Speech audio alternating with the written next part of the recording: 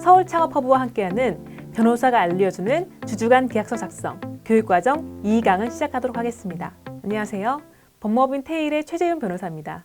저번 강에서는 주식회사의 기본 구조에 대해서 알아봤습니다. 이번 강에서는 주주간 계약서의 그 필요성, 그리고 지분 희석, 그리고 주주간 분배 문제에 대해서 자세하게 알아보도록 하겠습니다. 먼저 주주간 계약의 필요성에 대해서 알아보도록 하겠습니다. 세 사람이 팀을 짜서 동업을 한다고 가정을 해볼게요. 주주간 계약서를 작성하지 않았다면 그저 회사법의 규정이 적용될 텐데요. 70%의 주주가 대표이사를 하기로 했고, 그리고 20%의 주주, 10%의 주주가 이사를 하기로 했어요. 이때 70%의 주주는 대주주로서 주주총회를 본인 마음대로 열어서 의결권을 행사할 수 있습니다. 그리고 주주총회를 또 열어서 다른 임원들을 마음대로 해임 의결을 시킬 수도 있고, 그리고 자신이 원하는 다른 사람을 다시 이사로 선임할 수도 있는 거죠. 이런 식으로 횡포를 부리는 게 가능합니다. 이럴 때 나머지 소수주주들이 그 70%의 주주의 횡포를 견제하기 위해서는 주주간 계약으로 그 횡포를 부리지 못하도록 조항을 둬야 되는 거죠. 마찬가지로 소수주주는 뭐 회사가 마음에 안 들면 그냥 임원 그만하고 회사 나가버리겠다, 그렇게 하거나, 아니면 뭐 주식을 가진 채로 회사 업무에서 손을 떼버리거나 그럴 수가 있죠. 아니면은 회사가 마음에 안 들어서, 아니면은 다른 주주들 간에 분쟁이 있어서 회사 아이템을 들고 나가서 다른 회사를 차리거나 이렇게도 할 수 있는 거죠. 이럴 때 70%의 주주도 이거에 대한 견제가 필요합니다. 그래서 주주들 간의 견제, 그리고 회사가 회사의 성장에 집중할 수 있도록 그러기 위해선 주주간 계약이 필요한 거죠. 그래서 주주간 계약은 주주 간의 회사 운영, 그리고 분쟁 해결의 구체적인 기준이 되는 것입니다. 여기서 주식 지분율이 가지는 의미에 대해서 한번 알아볼게요. 주식을 3% 가지고 있다. 그랬을 때는 주식회사에 회계 장부를 열람을 청구할 수 있거나, 그리고 임시주주총회를 수집 청구할 수 있거나, 또는 주식회사 업무집행 재산상태 조사를 위해서 법원에 검사인을 선임 청구할 수 있거나, 이렇게 지배주주의 권한 남용을 견제할 수도 있고, 위법행위를 감시, 그리고 통제하는 것이 가능합니다. 3%만 가지면 그렇습니다. 그리고 만약에 주식 지분율이 25%다. 그랬을 때는 주주총회가 적법하게 열렸을 때 단독 출석한 경우에 보통 결의사항을 통과할 수 있습니다. 예를 들어서 이사를 선임하거나 이익을 배당하거나 재무제표 승인을 하거나, 이렇게 보통 결의사항을 혼자서 단독으로 통과시킬 수가 있는 것이죠. 그 다음 33.4%를 가지고 있을 때, 이럴 때는 주주총회가 적법하게 열렸을 때를 가정해서 단독 출석했을 때 정관 변경이나 회사 협병, 그리고 이사 해임 등 주주총회 특별 결의사항에 대해서 통과시킬 수가 있습니다. 만약에 과반수 50%에서 한 주만 더 가지고 있으면 과반수인데요. 이럴 경우에는 보통 주주총회 보통 결의사항이 첨예하게 대립하거나, 이럴 때 주주 전원이 출석하더라도 단독으로 보통 결의사항을 통과시킬 수가 있습니다. 예를 들어서 이사를 선임하거나 이익을 배당하거나 재무제표를 승인하거나 이런 것에 대해서 과반수 주주가 단독으로 강행시킬 수가 있는 것이죠. 그리고 66.7%를 가지고 있을 때, 그럴 때는 주주총회 특별 결의사항이 첨예하게 대립할 경우, 이때 예를 들어서 회사 합병이나 이사 해임 등 이런 것들이 주주 전원이 출석하더라도 단독으로 처리할 수 있는 거죠. 66.7%의 의미가 그렇습니다. 그리고 100%인 경우에는 1인 주주인 건데요. 이럴 때는 주주총회 의사록이 작성됐다면 특별한 사정이 없는 한 그 내용의 결의가 있었던 것으로 보게 됩니다. 이렇게 여러 지분율이 가지는 의미가 다른데요. 그렇기 때문에 그 밑으로 내려갈수록 그 과반 지분을 가진 주주가 그 주주의 마음대로 강행할 수 있는 가능성이 높아지는 거죠. 다음으로 지분 희석에 대해서 살펴보도록 하겠습니다. 여기 그림을 보면요. 대표이사가 그 주식을 100% 가지고 있어요. 1주당 100원을 하는 주식 16,000주를 모두 가지고 있습니다. 지분 100%입니다. 이때 투자자가 40%를 투자하는 거예요. 그래서 이 회사에서는 신주를 발행해서 이 투자자한테 주식을 주게 됩니다. 이랬을 때 그 대표이사는 결국은 새로 발행된 주식이 4,000주거든요.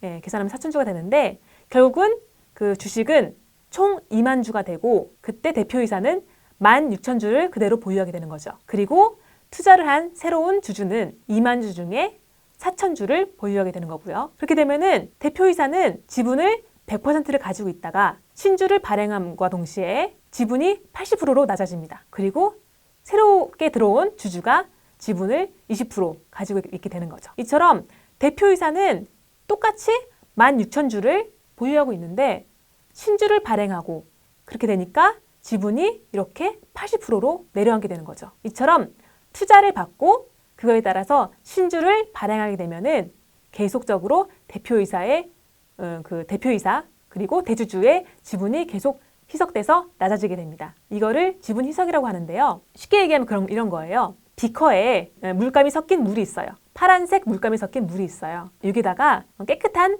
맑은 물을 계속 넣는 거예요. 그랬을 때 그 파란색 물이 계속 옅어지잖아요. 그렇게 희석되는 것처럼 새로운 주식을 계속 넣어줄 때마다 기존의 주식이 계속 희석이 되는 거죠. 똑같은 원리라고 보시면 됩니다. 구체적인 예를 한번 볼게요. 이것처럼 처음에 대표이사의 지분율이 80% 그리고 핵심 임원 1, 2의 주식이 지분이 15%, 5% 이렇게 돼 있는데 1차 투자를 받으니까 이렇게 지분이 낮아집니다. 그리고 또 2차 투자를 받아서 신주를 발행하면 또 이렇게 지분율이 낮아지고 3차 투자를 하니까 더 낮아지고 이렇게 계속 투자를 받아서 신주를 발행할수록 그 대표이사 그리고 기존의 주주들의 지분은 계속 낮아질 수밖에 없는 거죠. 이게 바로 지분 희석이라고 합니다. 사실 스타트업을 운영하시는 여러분들은 앞으로 계속 투자를 받으실 생각이신 거잖아요.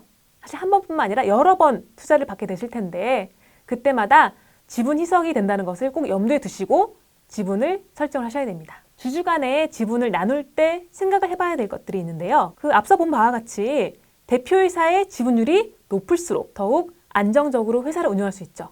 왜냐면은 그 대표이사의 지분율이 높으면은 주주총회에서 대표이사가 본인이 원하는 대로 주주총회 의결을 할 수 있으니까요. 앞서 본 대로. 그리고 투자를 받더라도 지분 희석이 덜 될 수 있는 거죠. 그래서 창업 초기에는 대표이사에게 지분율 70% 이상 몰아주는 것이 모두에게 사실 유리합니다. 지분을 동업자 모두에게 공평하게 나누면 동업자끼리는 좋을지는 몰라도 투자자 입장에서는 매력이 떨어질 수가 있죠. 사실 스타트업의 특성상 결정이 신속하게 이루어져야 되는 부분이 있는데 동업자들이 다 골고루 지분을 나눠서 가지고 있다. 이렇게 되면은 매번 의사결정할 때마다 어떤 주주는 반대하고 어떤 주주는 찬성하고 이렇게 서로 갈등이 생겨서 의사결정이 늦어질 수가 있거든요.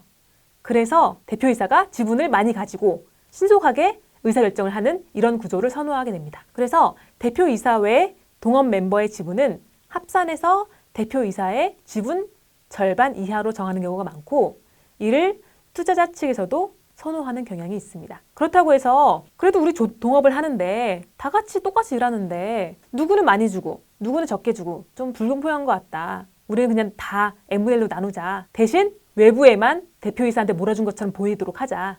이런 식으로 명의신탁. 그래서 그 외부적으로 보이는 주식 보유자와 그래서 외부적으로 보이는 주주와 내부적으로 주식을 보유한 주주가 다른 경우 이렇게 합의를 하는 경우도 있거든요. 그런데 이거는 좀 위험한 것이 나중에 투자를 받을 때 그 투자자한테도 속이는 게 될 수가 있어요.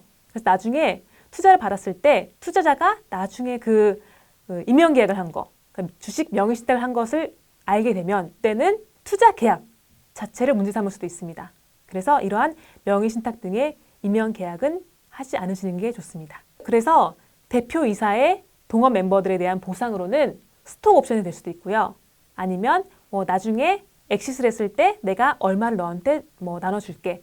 이런 식으로 미리 계약서를 쓰던지 이런 여러 가지 방법이 있습니다. 그리고 지분을 정함과 동시에 그 지분 조정 조항을 함께 두는 것이 좋은데요. 이건 왜 그러냐면 처음에 우리가 이 정도 선에서 일을 할 수 있을 것 같아.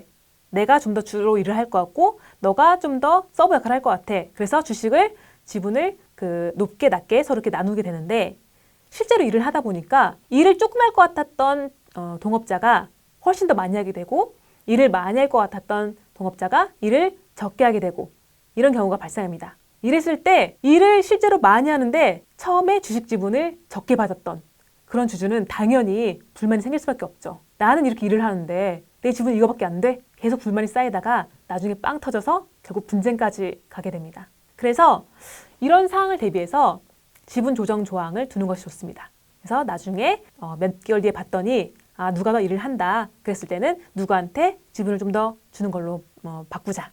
이런 식으로 하면은 서로 분쟁거리를 줄게 되는 거죠. 그리고 지분과 함께 각자의 역할도 구체적으로 정하는 게 좋은데요. 그 뭐 대표이사, 그리고 뭐 개발이사, 그리고 뭐 마케팅이사 등등등 여러 가지 그 구체적으로 자신의 역할을 정해야 자신이 정말 어떤 역할을 정확히 하는지 알고 있고, 그리고 그 역할을 소홀히 했을 때 어떤 페널티가 있다. 그런 걸 알고서 더욱더 집중해서 자기 일을 할 수 있고, 그리고 자기 일이 잘못했을 때 책임 회피를 하거나 책임을 다른 사람한테 전가하거나 그런 일을 줄일 수가 있는 거죠. 예, 지금까지 주주간 계약서의 필요성, 그리고 지분 희석, 주주간 배분 문제에 대해서 알아봤습니다. 다음 강에서는 주주간 계약서의 필수 조항들에 대해서 알아보도록 하겠습니다. 감사합니다.